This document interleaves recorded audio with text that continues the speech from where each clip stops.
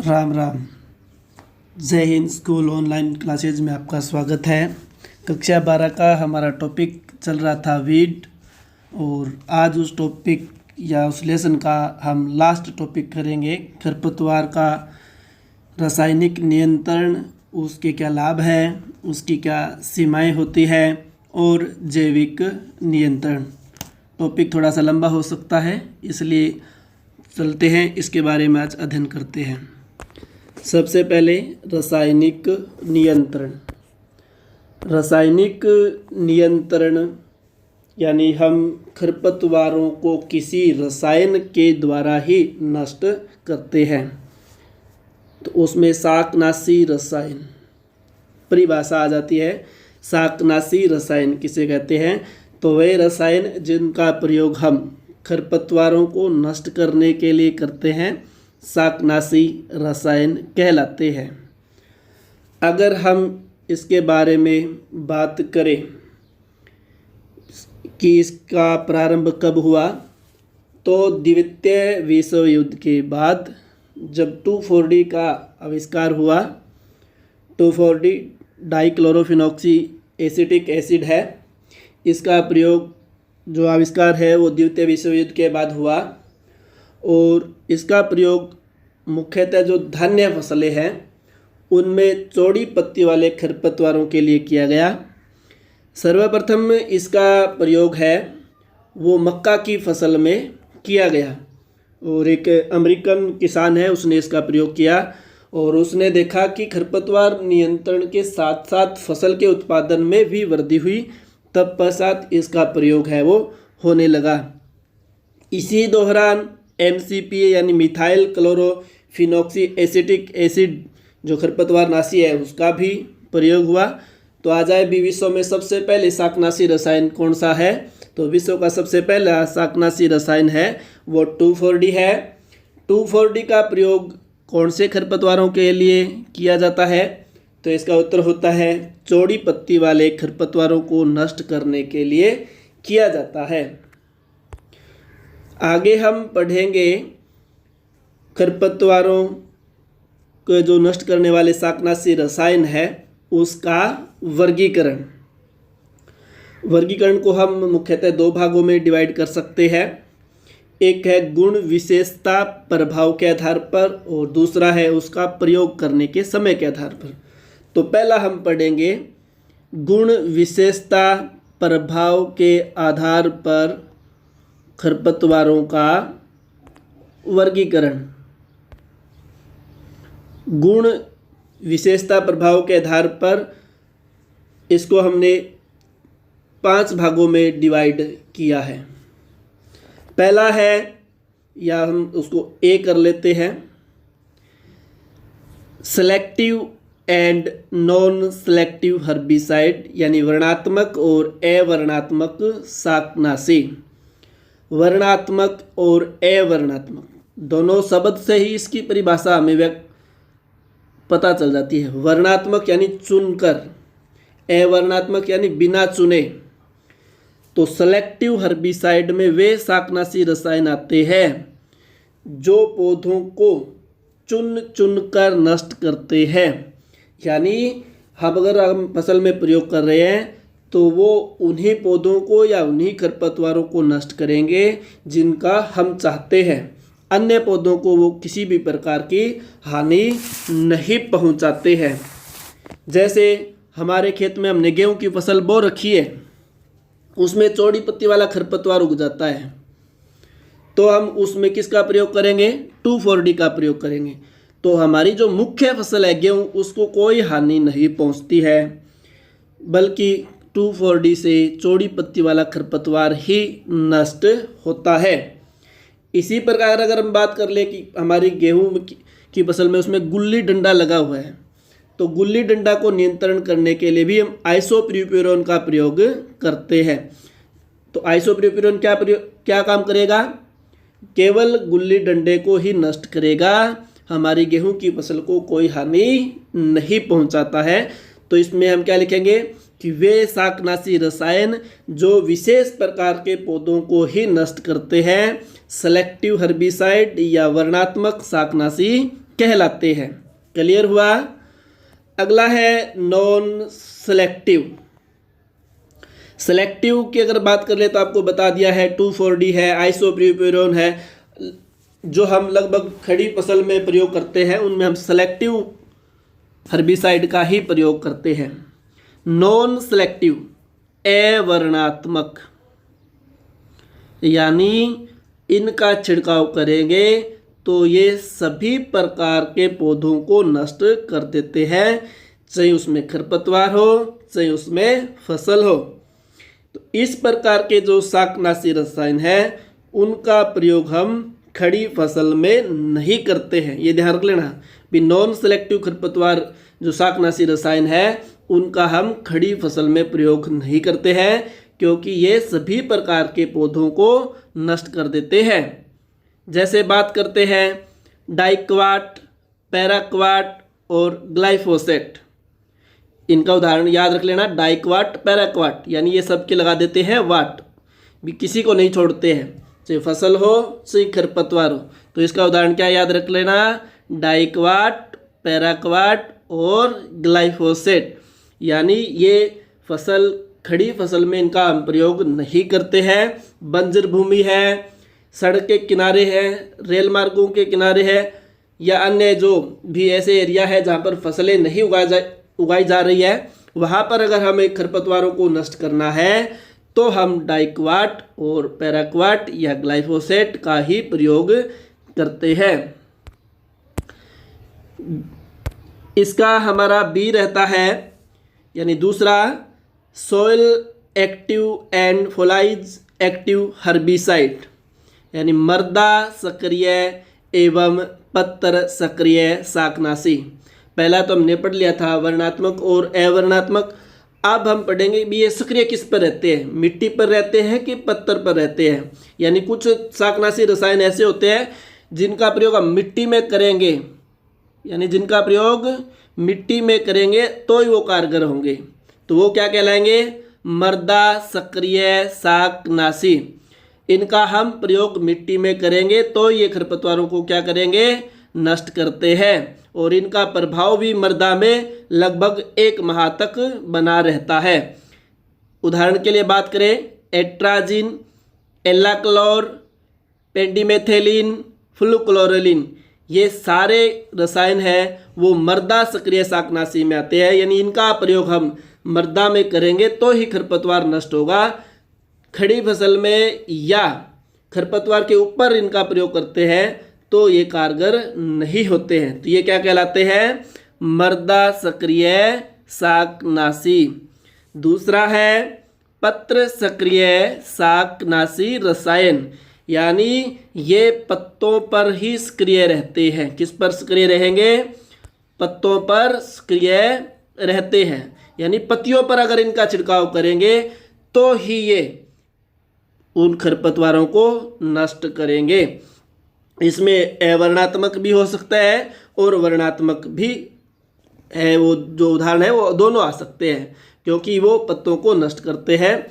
जैसे 2,4-D की बात कर लें, आइसोप्रोप्योरॉन की बात कर लें, सल्फासुल्फ्यूरॉन की बात कर लें, पैराक्वाट की बात कर लें, डाइक्वाट की बात कर लें, ग्लाइफोसेट की बात कर लें, ये सारे शाकनाशी रसायन पत्र पर ही सक्रिय होते हैं, यानी पत्तियों पर जब हम इनका छिड़काव करते हैं तो ही खरपतवार नष्ट होंगे। तो इस प्रकार दूसरा हमने पढ़ लिया मृदा सक्रिय शाकनाशी और पत्तर सक्रिय शाकनाशी। सी होगा इसका संपर्क शाकनाशी, यानी contact herbicide and translocated herbicide, यानी स्थानांतरित शाकनाशी। संपर्क शाकनाशी और स्थानांतरित शाकनाशी, नाम से ही पता चल रहा है इस प्रकार के रसायन में पौधे का जो भाग इस रसायन के संपर्क में आएगा उसी को नष्ट करेगा। जैसे मान लो पत्ती पर छिड़काव किया है तो पत्ती नष्ट होगी, पौधे का अन्य कोई भाग इससे नष्ट नहीं होगा। तो जो संपर्क शाकनाशी रसायन होते हैं उनका सावधानी पूर्वक हमें छिड़काव करना चाहिए। उसका जो घोल है वो पूरे पौधे पर आना चाहिए, तब भी हमारा पूरा पौधा क्या होगा, नष्ट होता है। अगर इसके ऊपरी भाग पर छिड़काव कर दिया जाता है तो केवल ऊपरी भाग नष्ट होगा, नीचे का भाग है वो नष्ट नहीं होगा। तो संपर्क शाकनाशी है उनका छिड़काव हमें सावधानी पूर्वक करना चाहिए। इसका उदाहरण रह जाता है पैराक्वाट और डाइक्वाट। क्या याद रखोगे, पैराक्वाट और डाइक्वाट, ये जो रसायन है ये पौधे के उसी भाग को नष्ट करेंगे जिस भाग पर ये गिरते हैं, अन्य भाग को कोई हानि नहीं पहुंचाते। दूसरा इसमें स्थानांतरित शाकनाशी, यानी ये पौधे पर कहीं भी गिर जाए संपूर्ण पौधे को ऊपर से लेकर नीचे तक के भाग को क्या कर देता है, नष्ट कर देता है। ये पत्ती पर गिरेगा तो जड़ तक पौधे को क्या करेगा, नष्ट करेगा, यानी ये स्थानांतरित हो जाता है। तो लगभग जो हम फसलों में छिड़काव करते हैं शाकनाशी रसायनों का, वे स्थानांतरित शाकनाशी रसायनों के अंतर्गत ही आते हैं, जैसे 2,4-D, ग्लाइफोसेट, आइसोप्रोप्यूरोन इत्यादि जो खरपतवार नाशी है वो स्थानांतरित शाकनाशी की श्रेणी में आते हैं। तो ये हमने पढ़ लिया संपर्क शाकनाशी और स्थानांतरित शाकनाशी। संपर्क शाकनाशी में वे आएंगे जो केवल उसी भाग को नष्ट करेंगे जिस पर वो दवा गिरती है या जो शाकनाशी गिरता है, जबकि स्थानांतरित शाकनाशी पौधे के किसी भी भाग पर गिर जाए संपूर्ण पौधे को नष्ट कर देता है। अगला हम पढ़ेंगे चौथा भाग इसका, मृदा जीवाणुनाशक एवं मृदा धूमकनाशी। यानी कुछ खरपतवार ऐसे होते हैं जो मृदा के खरपतवार नष्ट तो करते ही है, साथ में उसमें उपस्थित जीवाणुओं को भी नष्ट कर देते हैं, चाहे वो जीवाणु लाभदायक हो चाहे हानिकारक हो। इस प्रकार के जो खरपतवार नाशी है उनका हमें प्रयोग प्राय नहीं करना चाहिए, और ये मृदा के अंदर कारगर रहता है। तो मृदा में जीवाणुनाशी यानी जीवाणुओं को भी क्या कर देते हैं, नष्ट कर देते हैं। उदाहरण के तौर पर पढ़े सिमेजिन, एट्राजिन, डायूरान। सिमाजिन, एट्राजिन और डायूरान ये मृदा जीवाणुनाशक के उदाहरण है, यानी खरपतवार के साथ साथ मृदा में उपस्थित जीवाणुओं को भी नष्ट कर देते हैं, और इनका असर भी भूमि में लगभग 1 माह से लेकर 24 माह तक बना रहता है। तो ये काफ़ी खतरनाक होता है मिट्टी के लिए।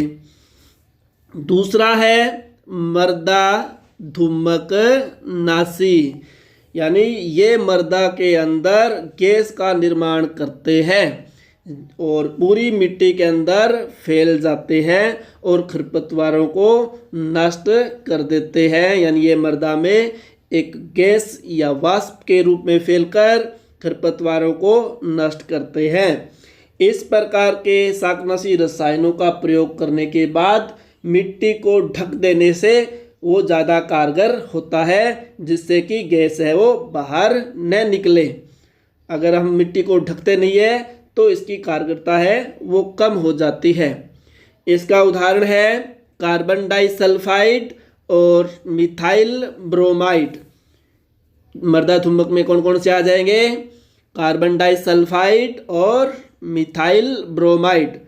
तो ये हमने पहला क्लासिफिकेशन पढ़ लिया खरपतवारों का, उनका क्या उपयोग है, उनके क्या गुण है, उसकी क्या विशेषता है। इसके आधार पर हमने खरपतवारों को मुख्यतः 4 भागों में बांटकर देखा है।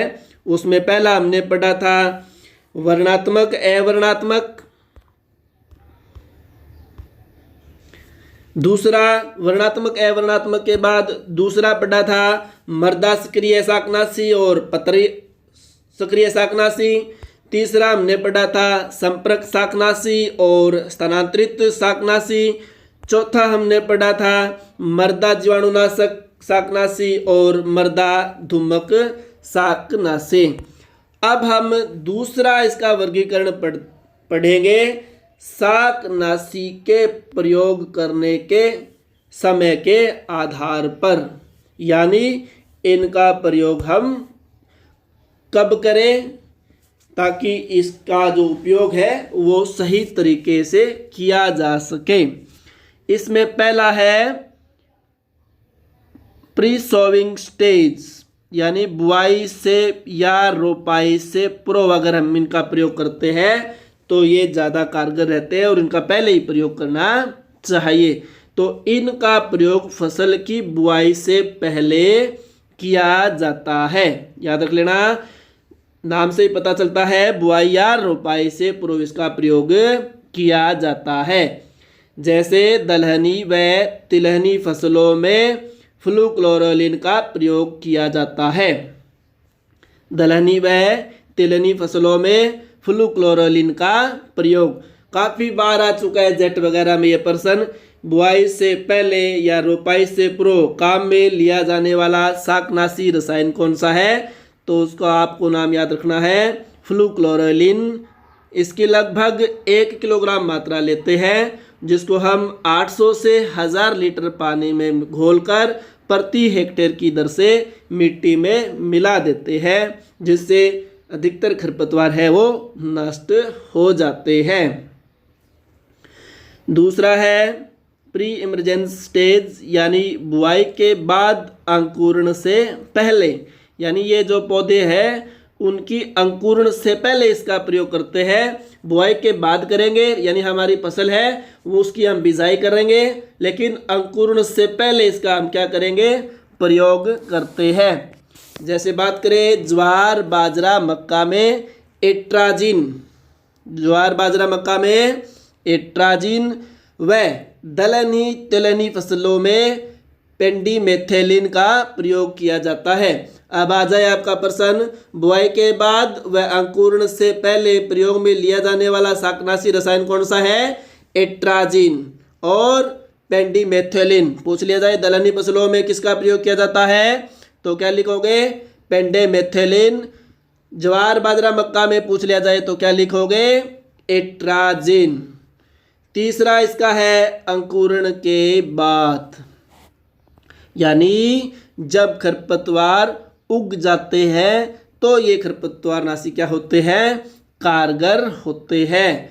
अधिकतर जो हम खड़ी फसल में खरपतवारों का प्रयोग करते हैं वो अंकुरण के बाद में प्रयोग में लाए जाने वाले खरपतवार शाकनाशी होते हैं। जैसे 2,4-D का प्रयोग है, आइसोप्रोप्यूरिन का प्रयोग है। इसका प्रयोग हम जब खरपतवार उग जाते हैं उसके बाद ही हम इसका प्रयोग करते हैं। जैसे गेहूं में गेहूसा के नियंत्रण के लिए आइसोप्रोप्यूरॉन का प्रयोग है वो किया जाता है। कितने दिन बाद में, 30 से 35 दिन बाद। ये भी आया हुआ है प्रश्न 12वीं में कि आइसोप्रोप्यूरॉन का प्रयोग फसल की बुआई के कितने दिन बाद किया जाता है, तो कितने दिन बाद किया जाता है, 30 से 35 दिन बाद इसका प्रयोग है किया जाता है। चौथा इसका है ले बाई प्रयोग। ले बाई प्रयोग, ले बाई का प्रयोग होता है जब हम खेत में निराई गुड़ाई कर देते हैं और वो निराई गुड़ाई आखिरी हो, यानी आखिरी निराई गुड़ाई के बाद जब हम खरपतवार नाशी का प्रयोग करते हैं उस समय जो रसायन आते हैं वो ले बाई प्रयोग के अंतर्गत आते हैं। जैसे बात करें गेहूं की फसल में 2,4-D का प्रयोग, गेहूं की फसल में 2,4-D का प्रयोग, यानी आखिरी निराई गुड़ाई के बाद जब हम शाकनाशी रसायन का प्रयोग करते हैं वो ले बाई प्रयोग कहलाता है। तो ये हमने पढ़ लिया रासायनिक शाकनाशी है, उनका वर्गीकरण, उसकी परिभाषा, सबसे पहले कौन सा शाकनाशी रसायन काम में लिया गया, किस फसल में लिया गया, किस देश में लिया गया, ये हमने पढ़ लिया है। अब हम पढ़ेंगे खरपतवार की जो रासायनिक विधि है उसके क्या लाभ होते हैं। पहला लाभ है वर्षा ऋतु में उपयोगी, यानी अगर हम भौतिक विधि से खरपतवारों को नियंत्रण कर रहे हैं तो वर्षा ऋतु में हम जब उनको उखाड़ते हैं तो वो जल्दी से नष्ट नहीं होते हैं, क्योंकि वो पूर्णतः से नष्ट नहीं होते हैं। तो वर्षा ऋतु में अगर हमें खरपतवारों को कंट्रोल करना है तो उसके लिए रासायनिक विधि सबसे अच्छी मानी जाती है। दूसरी, सभी अवस्थाओं में उपयोगी है ये, यानी अंकुरण से पहले भी हम खरपतवारों को नष्ट कर सकते हैं, फसल की बुआई के बाद तथा अंकुरण से पहले भी इसका प्रयोग कर सकते हैं, अगर फसल में उग गए तो भी हम इसको क्या कर सकते हैं, नष्ट कर सकते हैं। जबकि हम भौतिक विधि से या यांत्रिक विधि से खरपतवारों को नष्ट करेंगे तब कर पाएंगे जब खरपतवार उग जाते हैं, उगने के बाद हम कंट्रोल कर सकते हैं। लेकिन रासायनिक विधि से उगने से पहले भी हम खरपतवारों का कंट्रोल कर सकते हैं। तीसरा, सभी प्रकार के खरपतवारों पर कारगर है, यानी 1 वर्षीय हो, द्विवर्षीय हो, बहुवर्षीय हो, काष्ठीय खरपतवार हो, सभी प्रकार के खरपतवारों को नष्ट करने में उपयोगी है। नकलची खरपतवार वगैरह है, जैसे गेहूं में गेहूसा है तो उसको हम यांत्रिक विधि से करेंगे तो वो आसानी से हम उसको पहचान नहीं पाते हैं, तो रासायनिक विधि में इस प्रकार के नकलची खरपतवारों को भी आसानी से नियंत्रित कर सकते हैं।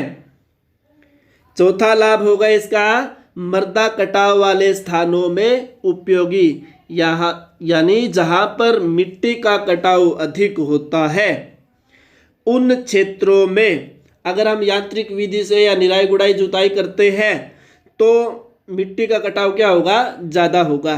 तो इस प्रकार की जहाँ पर समस्या है मिट्टी कटाव की, तो वहाँ पर रासायनिक विधि द्वारा खरपतवार नियंत्रण है वो उपयोगी रहता है। पांचवा लाभ है फसलों को लाइनों में यानी पंक्तियों में बोना आवश्यक नहीं है।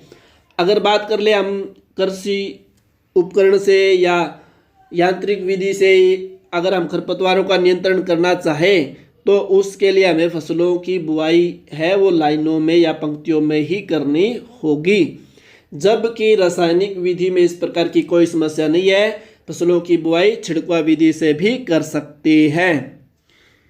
छठा लाभ इसका है फसलों की जड़ों को हानि नहीं, यानी जब हम यांत्रिक विधि से खरपतवारों का नियंत्रण करते हैं तो कई बार फसलों की जड़ें हैं वो क्षतिग्रस्त हो जाती है, जिससे हमारी फसलें हैं वो नष्ट हो जाती है। जबकि रासायनिक विधि में इस प्रकार की समस्या है वो नहीं रहती। समय की बचत, श्रमिक नहीं मिल पाते हैं समय पर, यांत्रिक विधि से अगर हम खरपतवार नियंत्रित करना चाहते हैं या उसमें समय भी अधिक लगता है, तो रासायनिक विधि से अगर हम खरपतवारों को नियंत्रित करते हैं तो उसमें समय की भी बचत हो जाती है।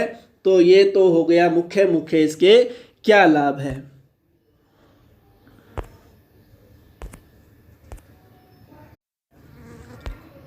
अब हम पढ़ेंगे रासायनिक विधि की सीमाएं, यानी इसकी हानि क्या क्या होती है। पहली हानि है शाकनाशी रसायनों के प्रभाव व प्रयोग की विधि की जानकारी का अभाव, यानी हमारे जो किसान भाई हैं वो कभी कभार इस प्रकार के शाकनाशी का प्रयोग कैसे करना है, कब करना है, इसकी जानकारी उन्हें नहीं होती है, तो उसका भी दुष्परिणाम है वो हमें देखने को मिलता है। तो उससे कभी कभार हमारी फसल भी क्या हो जाती है, नष्ट हो जाती है। मिश्रित फसल में कारगर नहीं है। हमारे देश में अधिकतर जो फसलें हैं वो मिश्रित फसलें हैं, तो मिश्रित फसलों में हम इस प्रकार का जो शाकनाशी रसायन है उसका प्रयोग नहीं कर सकते हैं, क्योंकि उसमें संकरी पत्ती वाली भी फसलें होती है और उसमें चौड़ी पत्ती वाली भी फसलें होती है। तो इस प्रकार का जो शाकनाशी रसायन है उसका प्रयोग हम नहीं कर सकते हैं। जैसे गेहूं के साथ अगर चना बो रखा है तो उसमें हम 2,4-D का प्रयोग नहीं कर सकते हैं, तो ये मिश्रित फसल में कारगर नहीं है। मृदा व फसलों पर दुष्परिणाम। अगला इसकी हानि क्या है? मृदा व फसलों पर दुष्परिणाम, यानी एक तो इनके प्रयोग करने से हमारी मृदाएं नष्ट होती है, दूसरा जो फसलों की गुणवत्ता है वो भी क्या होती है? खराब होती है, जिससे रोग वगैरह की समस्या आजकल हम देख रहे हैं। जितने शाकनाशी रसायनों का प्रयोग हो रहा है उसके चलते जो फसलों की गुणवत्ता में कमी आ रही है। अगली इसकी हानि है दुष्प्रभाव का पता समय पर नहीं चल पाता। समय पर नहीं चल पाता, मान लो आज हमने स्प्रे की है तो सही साबित हुई है या फसलों के लिए हानिकारक है, उसका हमें तुरंत पता नहीं चलता है। और 2-3 दिन बाद जब वो कारगर होगी और उसमें पूरी फसल हमारी क्या हो चुकी होगी? नष्ट हो जाती है। तो हमें इसका दुष्प्रभाव का परिणाम है वो समय पर नहीं चल पाता है, जिसके कारण कई बार हमारी जो फसलें हैं वो पूर्णतः क्या हो जाती है? नष्ट हो जाती है। यानी उसका जो दुष्परिणाम ऐसा नहीं है कि हमने स्प्रे का छिड़काव कर रहे हैं पीछे पीछे उसका परिणाम आ रहा है, ऐसा नहीं होता है। 2-4 दिन बाद में उसका परिणाम आता है। कई बार वो परिणाम उल्टा भी आ जाता है कि फसलें भी उसके साथ क्या हो जाती है? नष्ट हो जाती है। अगला है अधिकतर किसानों के खेतों का आकार छोटा, यानी भारतीय किसानों के पास जो भूमि का जो खेत है उसका आकार क्या है? छोटा है। तो छोटे खेत में वो स्वयं हाथों द्वारा या कृषि यंत्रों द्वारा ही खरपतवार को नियंत्रित कर लेता है, जिससे इस प्रकार के शाकनाशी रसायनों का प्रयोग है वो नहीं करते हैं। तो ये हो गई इसकी प्रमुख सीमाएं। अगला हमारा टॉपिक है खरपतवारों का जैविक नियंत्रण। खरपतवारों का जैविक नियंत्रण। जैविक नियंत्रण का मतलब होता है कि खरपतवारों को जीवों के द्वारा नष्ट करना। ये आधुनिक कह सकते हैं जो जैविक खेती के अंतर्गत हम अपना रहे हैं कि जीवों के द्वारा ही हमारे खेत में उगे हुए खरपतवारों को नष्ट करना क्या कहलाता है? जैविक नियंत्रण। और इसके लिए जब हम जीव काम में लेते हैं उन्हें कहते हैं जैव अभिकर्ता, यानी वे जीव जिनके द्वारा खरपतवारों को नष्ट किया जाता है क्या कहलाते हैं? जैव अभिकर्ता।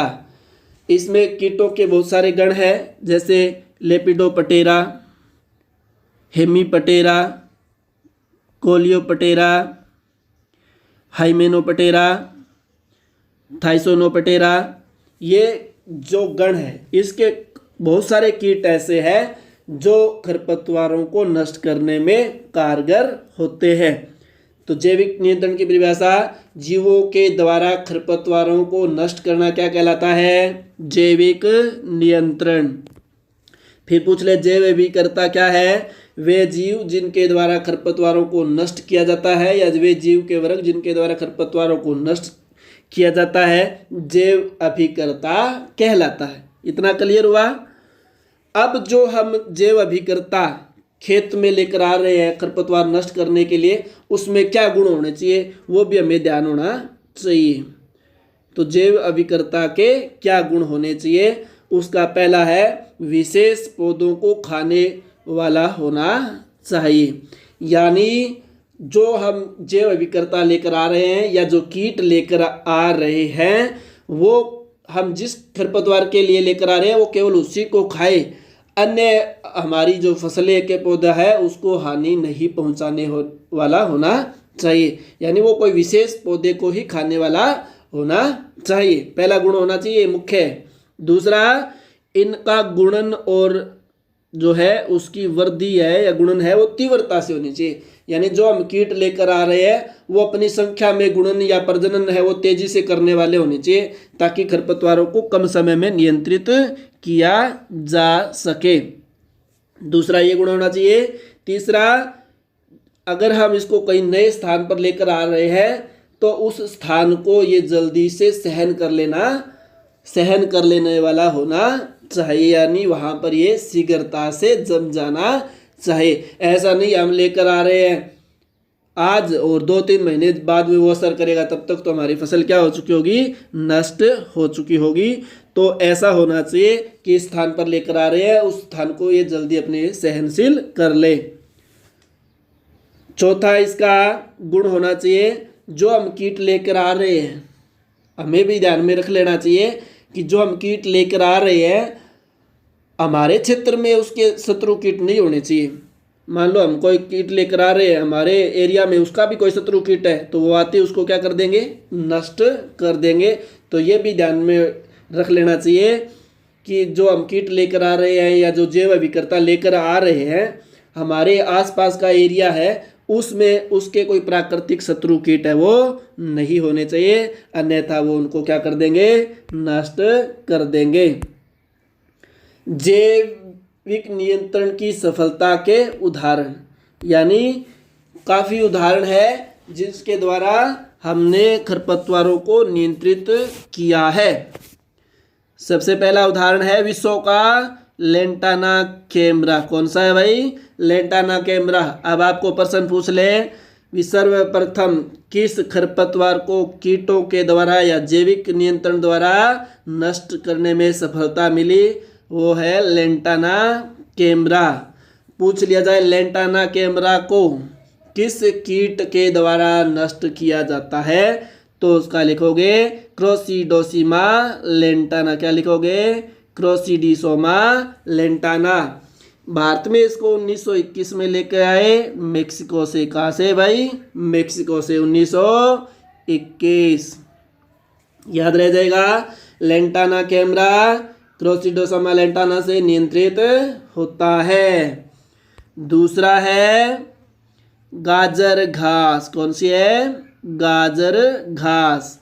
गाजर घास के लिए किस कीट का प्रयोग किया जाता है, जाइकोग्रामा बाइकोलराटा। याद रख लेना, जाइकोग्रामा बाइकोलराटा। ये 1983 में लेके आए, कहाँ से, मेक्सिको से। अगला है नागफनी। कौन सा है, नागफनी। नागफनी के लिए किस कीट का प्रयोग करते हैं, डेक्टाइलोपियस ओपेंसी। याद रख लेना, डेक्टाइलोपियस ओपेंसी। 1926 में लेके आए, कहाँ से, श्रीलंका से। अगला है जलकुंभी।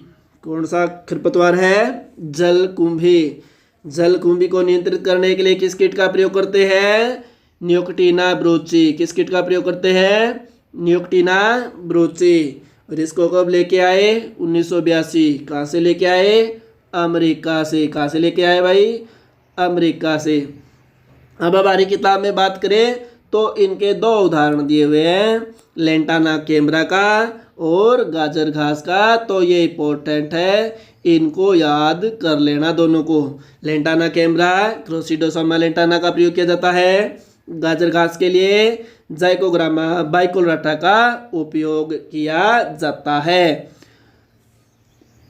पूछ ले जैविक नियंत्रण का सबसे पहला उदाहरण कौन सा है, लेंटाना कैमरा। आगे हमारा ये चैप्टर लगभग पूरा हो गया है। इसके बाद हम कौन से शाकनाशी है, कौन सी फसलों में उसका प्रयोग करना चाहिए, कितनी मात्रा में करना चाहिए, कब करना चाहिए, वो थोड़ा सा और देख लेते हैं इसकी डिटेल। वैसे हमने लगभग पढ़ लिया है अभी कौन से शाकनाशी रसायनों का कब कब प्रयोग करना चाहिए। 2,4-D का प्रयोग कब करना चाहिए भाई, पढ़ के आए हो। 2,4-D का प्रयोग बुआई के बाद करना चाहिए। कब करना चाहिए, बुआई के बाद करना चाहिए। ये भी पढ़ के आए हो, किस खरपतवार के लिए, चौड़ी पत्ती वाले के लिए। तो 2,4-D का प्रयोग चौड़ी पत्ती वाले खरपतवार के लिए किया जाता है। कितनी मात्रा में काम में लेंगे इसका, लगभग आधा किलोग्राम। कितना, लगभग आधा किलोग्राम। प्रयोग कब करते हैं, सामान्यतः बुआई के 30 से 35 दिन बाद 2,4-D का प्रयोग करते हैं।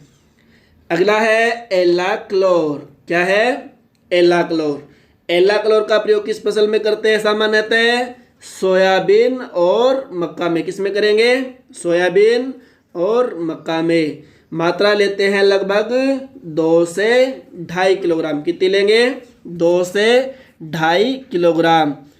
प्रयोग कब करेंगे? रोपाई से 3 से 7 दिन में, यानी जब हम फसल की रोपाई कर लें या उसकी बुआई कर लें उसके 3 से 7 दिन के बाद में हमें इसका प्रयोग है वो कर लेना चाहिए। अगला है एट्राजिन। एट्राजिन हम पढ़ के आए थे, मक्का ज्वार बाजरा में प्रयोग करते हैं। इसका प्रयोग हम मक्का गन्ना में करते हैं। कितनी मात्रा में? ½ किलोग्राम। कब करेंगे? अंकुरण से पूर्व। ये इंपॉर्टेंट है। कब करेंगे? अंकुरण से पूर्व इसका प्रयोग करते हैं। अगला है ब्यूटाक्लोर। ब्यूटाक्लोर का प्रयोग सामान्यतः किस फसल में करते हैं? धान में। कितनी मात्रा लेते हैं? 1 से 1.5 किलोग्राम। कब प्रयोग करेंगे? लगभग रोपाई के 3 से 7 दिन के अंदर अंदर कर लेना चाहिए इसका प्रयोग। अगला है क्लोमोजोन। क्या है? क्लोमोजोन का प्रयोग किस फसल में करते हैं? सोयाबीन में। किस में करते हैं भाई? सोयाबीन में। कितनी मात्रा में? लगभग 1 से 1.5 किलोग्राम। कब करेंगे? अंकुरण से पूर्व। कब प्रयोग करेंगे भाई? अंकुरण से पूर्व। अगला है फ्लूक्लोरोलिन। इंपॉर्टेंट है फ्लूक्लोरोलिन। तिलहनी व दलहनी दोनों ही प्रकार, तिलहनी और दलहनी फसलों में लगभग 1 किलोग्राम इसकी मात्रा लेते हैं। कितनी मात्रा लेते हैं भाई? 1 किलोग्राम मात्रा। प्रयोग देखो कब करते हैं? बुआई से पूर्व। मृदा में मिला देना चाहिए। इंपॉर्टेंट है। बुआई से पहले काम में लिया जाने वाला शाकनाशी रसायन कौन सा है? फ्लूक्लोरोलिन। ग्लाइफोसेट। ग्लाइफोसेट, पैराक्वाट, डाइक्वाट, तीनों ही कहाँ पर हम काम में लेंगे भाई? अकृषित क्षेत्र में काम में लेंगे। याद रख लेना, हमने पढ़ के आए थे भी अवर्णात्मक शाकनाशी में हमने इनको पढ़ा था, पैराक्वाट, डाइक्वाट और ग्लाइफोसेट। इनका प्रयोग हम अकृषित क्षेत्र में करेंगे, खड़ी फसल में नहीं करना है। कितनी मात्रा में लेंगे? लगभग 0.3%। खरपतवार अंकुरण के बाद इसका हम प्रयोग करते हैं। अगला है इमेजिथाइपर। इसका प्रयोग हम सोयाबीन, मूंगफली, उड़द, मूंग में करते हैं। लगभग मात्रा लेते हैं 0.10 किलोग्राम की। कब प्रयोग करते हैं? बुआई के बाद। लगभग 15 से 20 दिन बाद इसका प्रयोग करेंगे। अगला इंपॉर्टेंट है आइसोप्रोप्यूरोन। कौन सा है? आइसोप्रोप्यूरोन। आइसोप्रोप्यूरोन का प्रयोग है वो किसके लिए करते हैं? घासीय खरपतवार हेतु गेहूं में। अब आ जाता है गेहूं में गेहूसा के नियंत्रण के लिए किस शाकनाशी का प्रयोग करेंगे? तो किस शाकनाशी का प्रयोग करेंगे? आइसोप्रोप्यूरोन। कितनी मात्रा लेते हैं? लगभग 1 किलोग्राम। और कब प्रयोग करते हैं? लगभग बुआई के 30 से 35 दिन बाद। एक प्रश्न और भी आ जाता है आजकल कि आइसोप्रोप्यूरोन है वो अब कम कारगर हो गया है, क्योंकि जो गेवसा वगैरह है उसमें इसको सहन करने की क्षमता उत्पन्न हो गई है। तो उसकी जगह हम किस शाकनाशी का प्रयोग करेंगे? वो इस सारणी के लास्ट में दिया हुआ है, सल्फा सल्फ्यूरोन का प्रयोग है वो आजकल किया जाता है। अभी आया था डब्ल्यू के एग्जाम में भी, आइसोप्रोप्यूरोन रसायन की जगह वर्तमान में किस रसायन ने ले ली है? तो किस रसायन ने ले ली है? सल्फा सल्फ्यूरोन ने। अगला है मेटाक्लोर। कौन सा है भाई? मेटाक्लोर। मेटाक्लोर का प्रयोग है वो तिलहनी और दलहनी फसलों में करते। कहाँ करते हैं भी? तिलहनी और दलहनी फसलों में लगभग 1 किलोग्राम उसकी मात्रा लेते हैं और अंकुरण से पूर्व है। कब प्रयोग करते हैं मेटाक्लोर का? बुआई के बाद, अंकुरण से पहले। यानी बुआई तो हमने कर दी है लेकिन फसल है वो अंकुरित नहीं हुई है, उस दौरान हम इसका प्रयोग करते हैं। अगला हमारा है मीट्रीब्यूजिन। म्यूट्रीब्यूजिन। म्यूट्रीब्यूजिन का प्रयोग है वो सोयाबीन और मटर की फसल में करते हैं लगभग 20 से 35 दिन बाद में। ये यहाँ पर दिखाई नहीं दे रहा भाई। अगला है मेट सल्फ्यूरॉन। कौन सा है भाई? मेट सल्फ्यूरॉन। मेट सल्फ्यूरॉन का प्रयोग है वो चौड़ी पत्ती वाले खरपतवार नियंत्रण हेतु करते हैं, यानी 2,4-D की तरह ये काम में लिया जाता है गेहूं में। कब प्रयोग करते हैं? बुआई के 30 से 35 दिन। बहुत ही कम मात्रा में इसका प्रयोग है वो किया जाता है। 0.02 से 0.004 किलोग्राम की मात्रा ही प्रति हेक्टेयर काम में ली जाती है। अगला है ऑक्सीफ्लोरेफेन।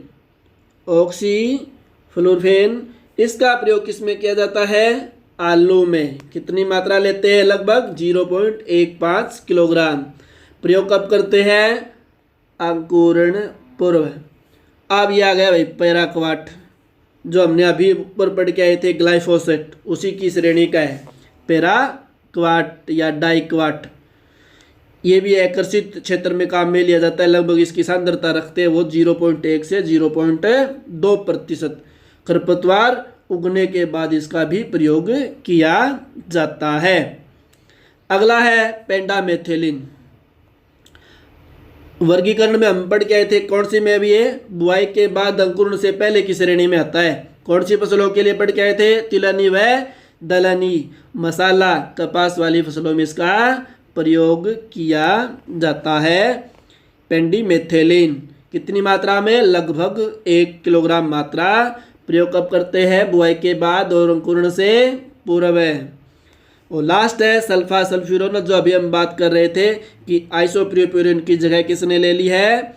सल्फो सल्फ्यूरोन ने ले ली है। गेहूसा के नियंत्रण के लिए, घासीय कुल के खरपतवारों को नष्ट करने के लिए इसका प्रयोग किया जाता है। इसकी सांद्रता है वो बहुत ही कम रखते हैं। 0.025 से लेकर 0.03 किलोग्राम की मात्रा लेते हैं। कितने दिन बाद करते हैं? बुआई से 30 से 35 दिन बाद।